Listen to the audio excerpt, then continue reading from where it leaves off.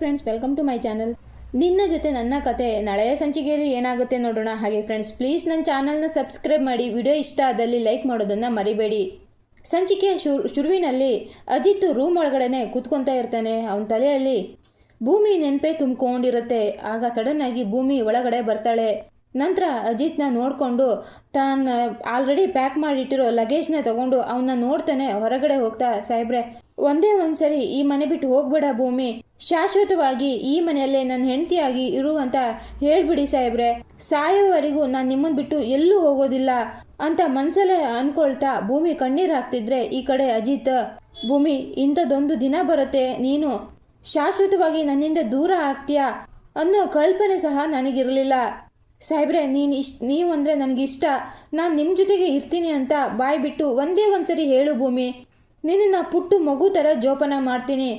ಈಗಾಗಲೇ ಒಂದು ಸರಿ ಸತ್ತೋಗಿರೋ ನೀನು ನನ್ನಿಂದ ಬಿಟ್ಟೋಗಿ ಇನ್ನೊಂದು ಸರಿ ಸಾಯೋ ಶಿಕ್ಷೆ ನನಗೆ ಕೊಡಬೇಡ ಭೂಮಿ, ನನಗೆ ಬದುಕೋ ಆಸರನೇ ಬಿಟ್ಟು ಹೋಗ್ಬಿಡುತ್ತೆ, ನನ್ನನ್ನು ಬಿಟ್ಟು ಹೋಗ್ಬೇಡ ಭೂಮಿ, ನನ್ನ ಬಿಟ್ಟು ಹೋಗ್ಬೇಡ ಅಂತ ಅಜಿತ್ ಮನಸಲ್ಲೇ ಹೇಳ್ಕೊಂಡು ಕಣ್ಣೀರನ್ನ ತುಂಬಿಸ್ಕೊತಾ ಇರ್ತಾರೆ.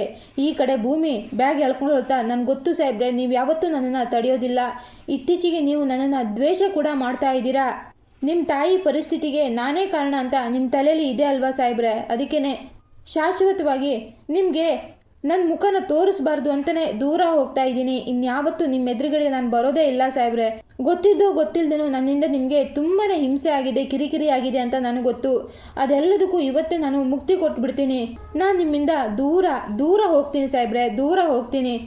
ಹೆತ್ತವರು ಯಾರು ಅಂತಲೇ ಗೊತ್ತಿಲ್ಲ, ಸಾಕು ಅಪ್ಪ ಅಮ್ಮನ ಮಡಿಲಲ್ಲಿ ಬೆಳೆದೆ, ದೊಡ್ಡೋಳಾದ್ಮೇಲೆ ಅಪ್ಪನೂ ಕಳ್ಕೊಂಡೆ, ಅಮ್ಮನೂ ಜೈಲ್ ಪಾಲಾದ್ರು, ಯಾರು ಇಲ್ಲ ಅಂತ ಅನ್ಕೊಂಡಿರೋ ನನ್ನ ಪಾಲಿಗೆ ದೇವರಾಗಿ ಬಂದ್ರಿ, ನಾನು ಆಸೆ ಪಟ್ಟಕ್ಕಿಂತ ಹೆಚ್ಚಾಗಿ ಈ ಮನೆಯಲ್ಲಿ ನನಗೆ ಪ್ರೀತಿ ಸಿಕ್ತು, ಆ ನೆನಪುಗಳೇ ಸಾಕು ಸಾಹೇಬ್ರೆ ನನಗೆ ಮುಂದಿನ ಜೀವನ ಕಳೆಯೋದಕ್ಕೆ, ಆ ನೆನಪುಗಳನ್ನೇ ಉಸಿರು ಮಾಡಿಕೊಂಡು ನಾನು ಜೀವನನ ಹೇಗೋ ಸಾಗಿಸ್ಬಿಡ್ತೀನಿ, ಆದರೆ ನೀವು ಕಟ್ಟಿರೋ ತಾಳಿ ಮಾತ್ರ ಯಾವಾಗಲೂ ನನ್ನ ಕುತ್ತಿಗೆಯಲ್ಲೇ ಇರುತ್ತೆ, ನಾನು ಸಾಯೋ ತನಕ ಅದು ನನ್ನ ಕುತ್ತಿಗೆಯಲ್ಲೇ ಇರುತ್ತೆ, ಈ ಜನ್ಮಕ್ಕೆ ಈ ಭೂಮಿಗೆ ನೀವೊಬ್ಬರೇ ಗಂಡ ಸಾಹೇಬ್ರೆ, ನೀವೊಬ್ಬರೇ ಗಂಡ ಅಂತ ಭೂಮಿ ಅಜಿತ್ನ ನೆನೆಸ್ಕೊಂಡು, ಹಾಗೆ ಮನೆಯವರ ಜೊತೆಗೆ ಕಳೆದಿರೋ ಎಲ್ಲ ಕ್ಷಣಗಳನ್ನು, ಹಾಗೆ ಭೂಮಿ ಮತ್ತೆ ಅಜಿತ್ ಒಟ್ಟಿಗೆ ಕಳೆದಿರೋ ಎಷ್ಟೋ ಫಂಕ್ಷನ್ಗಳನ್ನೆಲ್ಲ ನೆನೆಸ್ಕೊಂಡು ಭೂಮಿ ಕಣ್ಣೀರು ಹಾಕ್ತಾ ಮನೆ ಹೊಸಲ ಹತ್ರಕ್ಕೆ ಬರ್ತಾಳೆ. ಆಗ ಆ ಹೊಸಲನ್ನು ನೋಡಿಕೊಂಡು ಆವತ್ತು ಸೇರು ಒದ್ದಿ ಮನೆಗೆ ಬಂದಿರೋದನ್ನೆಲ್ಲದನ್ನು ನೆನೆಸ್ಕೊಂಡು ತುಂಬಾ ದುಃಖದಿಂದ ಮನೆಯಿಂದ ಆಚೆ ಕಾಲು ಹಾಕ್ಬಿಟ್ಟು ಅಲ್ಲಿಂದ ಹೋಗ್ತಾ ಇರ್ತಾಳೆ. ಈ ಕಡೆ ಅಜಿತ್ ಬೆಡ್ ಮೇಲಿಂದ ಎದ್ದು ಆ ಕಡೆ ಈ ಕಡೆ ಓಡಾಡ್ತಾ ತುಂಬಾನೇ ಒದ್ದಾಡ್ತಾ ಭೂಮಿ ಜೊತೆಗೆ ಕಳೆದಿರೋ ಎಲ್ಲ ಕ್ಷಣಗಳನ್ನು ನೆನೆಸ್ಕೊತಾ ಇರ್ತಾನೆ. ಭೂಮಿ ದೂರ ಹೋಗ್ತಿದ್ದಾಳೆ ಅಂತ ಅವನಿಗೆ ದುಃಖನ ತಡೆಯೋಕ್ಕೆ ಆಗ್ತಾ ಇಲ್ಲ. ತುಂಬಾನೇ ಒದ್ದಾಡಕ್ಕೆ ಶುರು ಮಾಡ್ತಾನೆ ರೂಮ್ ಒಳಗಡೆ ಅಜಿತ್. ಇನ್ನೊಂದು ಕಡೆ ಬ್ಯಾಗ್ ಎತ್ಕೊಂಡು ಭೂಮಿ ಗಟ್ಟಿ ನಿರ್ಧಾರ ಮಾಡಿ ಮನೆ ಕಡೆ ಒಂದ್ಸರಿ ತಿರುಗಿ ನೋಡ್ಬಿಟ್ಟು ಇನ್ನೇನು ಅಲ್ಲಿಂದ ಹೋಗ್ಬೇಕು ಅನ್ನೋ ಅಷ್ಟರಲ್ಲಿ ನಿಂತ್ಕೋ ಭೂಮಿ ಅಂತ ಹಿಂದ್ಗಡೆಯಿಂದ ಒಂದು ಧ್ವನಿ ಬರುತ್ತೆ. ಆಗ ಭೂಮಿ ಅಲ್ಲೇ ನಿಂತ್ಕೊಂಡು ತಿರುಗಿ ನೋಡಿದಾಗ ಅಲ್ಲಿ ಸತ್ಯಣ್ಣ ಇರ್ತಾರೆ. ಸತ್ಯಣ್ಣ ಭೂಮಿ ಹತ್ರಕ್ಕೆ ಬಂದ್ಬಿಟ್ಟು ಏನು ಮಾಡ್ತಾ ಇದೆಯಾ ಭೂಮಿ ಅಂತ ಕೇಳಿದಾಗ, ಸತ್ಯಣ್ಣ, ನಾನು ಶಾಶ್ವತವಾಗಿ ಈ ಮನೆಯಿಂದ ದೂರ ಹೋಗ್ತಾ ಇದ್ದೀನಿ, ನನಗೂ ಈ ಮನೆಗೂ ಋಣ ಮುಗ್ದೋಯ್ತು ಸತ್ಯಣ್ಣ, ಇನ್ಮೇಲೆ ನಾನು ಯಾರೋ ಈ ಮನೆ ಯಾರೋ ನನಗೆ ಅಂತ ಭೂಮಿ ಹೇಳಿದಾಗ, ನಿಜವಾಗ್ಲೂ ನಿನಗೆ ಹಾಗಿರೋದಕ್ಕಾಗುತ್ತಾ ಭೂಮಿ?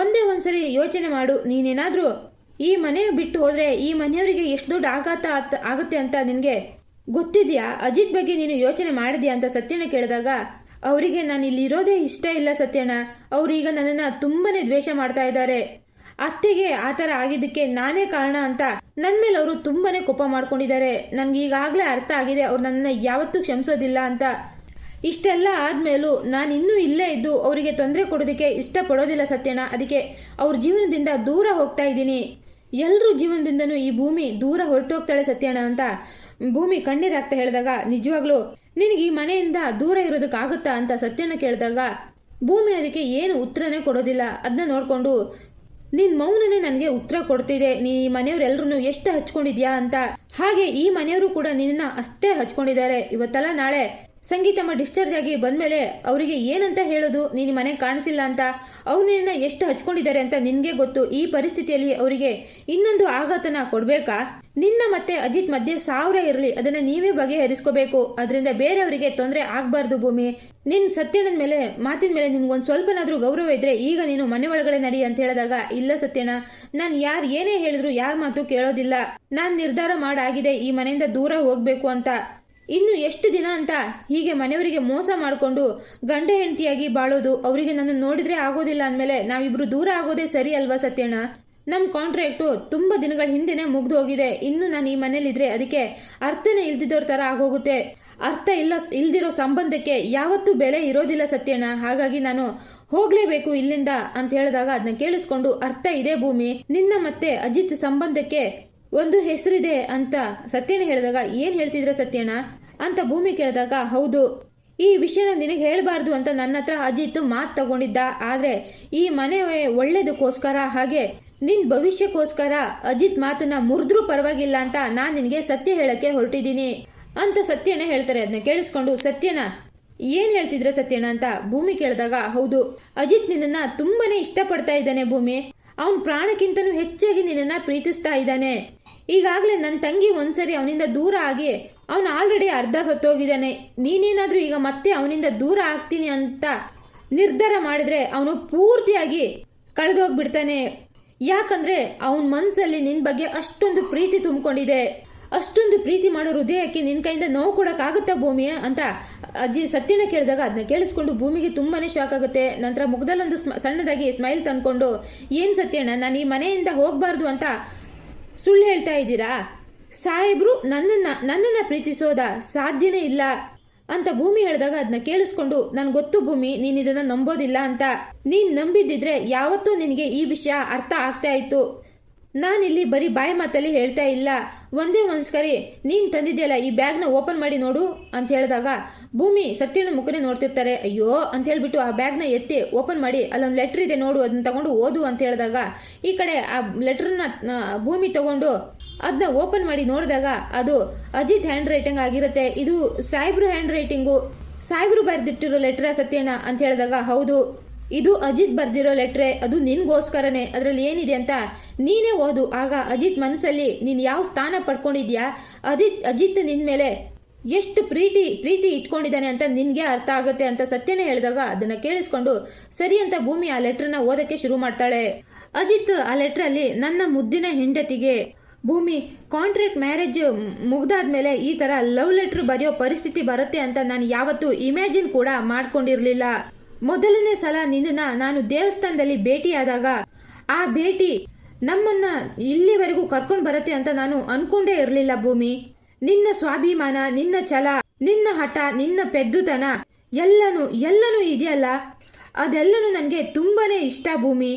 ಹಾಗೆ ಈ ಮನೆಯವರು ಇಷ್ಟಪಡೋ ನಿನ್ನ ಒಳ್ಳೆತನ, ಇದೆಲ್ಲವೂ ನನಗೆ ತುಂಬಾನೇ ಇಷ್ಟ ಆಯಿತು. 1 ವರ್ಷ ಆದ್ಮೇಲೆ ನೀನು ನನ್ನನ್ನ ಬಿಟ್ಟು ಹೋಗ್ತೀಯ ಅಂತ ನನ್ನ ಕೈಯಲ್ಲಿ ಇಮ್ಯಾಜಿನ್ ಮಾಡ್ಕೊಳಕ್ ಆಗ್ತಿಲ್ಲ ಭೂಮಿ. ನೀನ್ ಇಲ್ದಿರೋ ಜೀವನ ಹೇಗಿರುತ್ತೆ ಅಂತ ಇಮ್ಯಾಜಿನ್ ಮಾಡ್ಕೊಳಕ್ಕೂ ನನಗೆ ಭಯ ಆಗುತ್ತೆ. ಪ್ಲೀಸ್ ಭೂಮಿ, ನನ್ನನ್ನು ಬಿಟ್ಟು ದೂರ ಹೋಗಬೇಡ.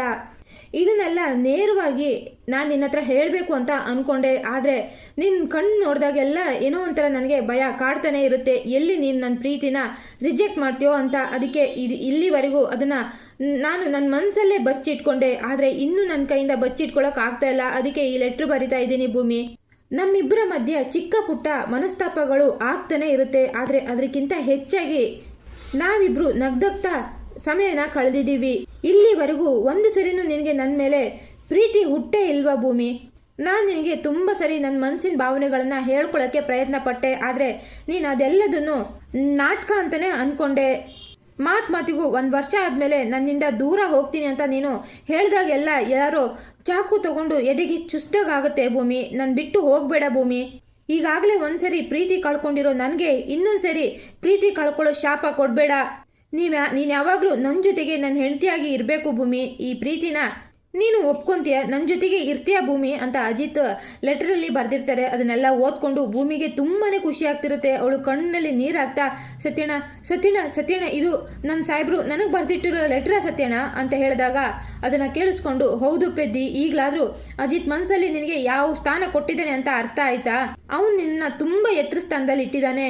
ಈಗ ನೀನೇನಾದರೂ ಬಿಟ್ಟು ಹೋದರೆ ಅವನು ಏನಾಗ್ತಾನೆ ಅಂತ ಹೇಳೋದಕ್ಕೆ ಆಗೋದಿಲ್ಲ. ನೋಡು, ಅದೇನೇ ಕಷ್ಟ ಅದೇನೇ ತೊಂದರೆ ಬಂದರೂ ಪರವಾಗಿಲ್ಲ ಭೂಮಿ, ನಮ್ಮ ಜಾಗದಲ್ಲಿ ನಾವಿದ್ದು ಅದನ್ನು ಎದುರಿಸ್ಬೇಕೇ ಹೊರತು ನಾವು ಯಾವತ್ತೂ ಬೆನ್ನು ತೋರಿಸಿ ಓಡ್ ಹೋಗೋ ನಿರ್ಧಾರ ಮಾಡಬಾರ್ದು. ನೋಡು, ಇದು ನಿನ್ನ ಮನೆ, ನಿನ್ನ ಗಂಡ ನಿನ್ನ ಪ್ರೀತಿಸ್ತಾ ಇದ್ದಾನೆ, ಇನ್ನು ನಿನ್ಗೇನು ಬೇಕು? ನೀವಿಬ್ರು ಕಾಂಟ್ರಾಕ್ಟ್ ಮ್ಯಾರೇಜ್ ಆಗಿರಬಹುದು, ಆದರೆ ನಮ್ಮ ಭಾರತದಲ್ಲಿ ಒಂದು ಗಂಡು ಒಂದು ಹೆಣ್ಣಿಗೆ ತಾಳಿ ಕಟ್ಟಿದ ಮೇಲೆ ಮುಗೀತು. ಅವರಿಬ್ಬರೇ ಗಂಡ ಹೆಂಡತಿ. ಪೇಪರ್ ಮೇಲೆ ಏನೇ ಗೀಚಿದ್ರೂ ಪರವಾಗಿಲ್ಲ, ಗಂಡ ಹೆಂಡತಿ ಅನ್ನೋದು ಸುಳ್ಳಾಗೋದಿಲ್ಲ. ಹಾಗಾಗಿ ಈಗಲೂ ಅಜಿತೇ ನಿನ್ನ ಗಂಡ. ನಿನ್ನ ಗಂಡನ ಬಿಟ್ಟು ನೀನು ದೂರ ಹೋಗ್ತೀಯಾ ಅಥವಾ ನಿನ್ನ ಗಂಡನ ಮನೆಯಲ್ಲಿ ನೀನು ಸಂಸಾರ ನಡೆಸ್ತೀಯೋ ಅಂತ ನೀನೇ ಯೋಚನೆ ಮಾಡು. ನೀನು ಯಾವತ್ತೂ ಯಾರಿಗೂ ನೋವು ಕೊಟ್ಟೋಳಲ್ಲ. ಈಗ ಇಷ್ಟು ಜನರಿಗೆ ನೋವು ಕೊಟ್ಟು ನೀನು ಇಲ್ಲಿಂದ ಹೋಗ್ಬೇಕಾ ಭೂಮಿ ಅಂತ ಹೇಳಿದಾಗ, ಇಲ್ಲ ಇಲ್ಲ ಸತ್ಯಣ್ಣ, ನಾನು ಕೂಡ ಸಾಹೇಬ್ರನ್ನ ತುಂಬನೇ ಪ್ರೀತಿಸ್ತಾ ಇದ್ದೀನಿ. ಅವರು ನನ್ನನ್ನು ಪ್ರೀತಿ ಮಾಡ್ತಿಲ್ಲ ಅನ್ನೋ ಕಾರಣಕ್ಕೆ ನಾನು ಅವರಿಂದ ದೂರ ಹೋಗಬೇಕು ಅನ್ನೋ ನಿರ್ಧಾರ ತಗೊಂಡೇ ಹೊರತು ಬೇರೆ ಯಾವ ವಿಷಯಕ್ಕೂ ಅಲ್ಲ ಅಂತ ಭೂಮಿ ಹೇಳಿದಾಗ, ಭೂಮಿ ಏನು ಹೇಳ್ತಿದ್ದೆ ನೀನು ಅಂತ ಸತ್ಯಣ್ಣ ಕೇಳ್ತಾರೆ. ನಿಜ ಹೇಳ್ತಿದ್ದೀನಿ ಸತ್ಯಣ್ಣ, ನಾನು ಸಾಹೇಬ್ರನ್ನ ಬೆಟ್ಟದಷ್ಟು ಪ್ರೀತಿ ಮಾಡ್ತಾ ಇದ್ದೀನಿ ಅಂತ ಭೂಮಿ ಹೇಳಿಬಿಟ್ಟು ಅಲ್ಲಿಂದ ಒಳಗಡೆ ಗುಡುಗುಡು ಅಂತೇಳಿ ಓಡೋಕೆ ಶುರು ಮಾಡ್ತಾರೆ. ಈ ಕಡೆ ಅಲೆ ಇವರ ಒಬ್ಬರು ಮನಸ್ಸಲ್ಲಿ ಒಬ್ಬರು ಇಷ್ಟು ಬೆಟ್ಟದಷ್ಟು ಪ್ರೀತಿ ಇಟ್ಕೊಂಡು ಇವ್ರ ಮಧ್ಯೆ ನನ್ನನ್ನೇ ಜೋಕರ್ ಮಾಡಿಬಿಟ್ರಲ್ಲ ಅಂತ ಸತ್ಯನ ಹೇಳ್ತಿರ್ತಾರೆ. ಇನ್ನೊಂದು ಕಡೆ ರೂಮಲ್ಲಿ ಅಜಿತ್ ಆ ಕಡೆ ಈ ಕಡೆ ಓಡಾಡ್ತಾ ತುಂಬಾ ಚಿಂತೆಯಿಂದ ಕಣ್ಣೀರು ಹಾಕ್ತಾ ಇರುವಾಗ ಭೂಮಿ ಒಂದೇ ಸರಿಗೆ ರೂಮ್ ಒಳಗಡೆ ಓಡ್ ಬಂದ್ಕೊಂಡು ಅಜಿತ್ನ ಗಟ್ಟಿಯಾಗಿ ತಪ್ಕೊಂಡು, ಸಾಹೇಬ್ರೆ ನಾನು ನಿಮ್ಮನ್ನು ಬಿಟ್ಟು ಎಲ್ಲೂ ಹೋಗೋದಿಲ್ಲ ಸಾಹೇಬ್ರೆ ಅಂತ ಹೇಳ್ತಾ ಇರ್ತಾಳೆ. ಅದನ್ನ ಕೇಳಿಸ್ಕೊಂಡು ಅಜಿತ್ಗೆ ತುಂಬಾ ಶಾಕ್ ಆಗ್ತಿರುತ್ತೆ.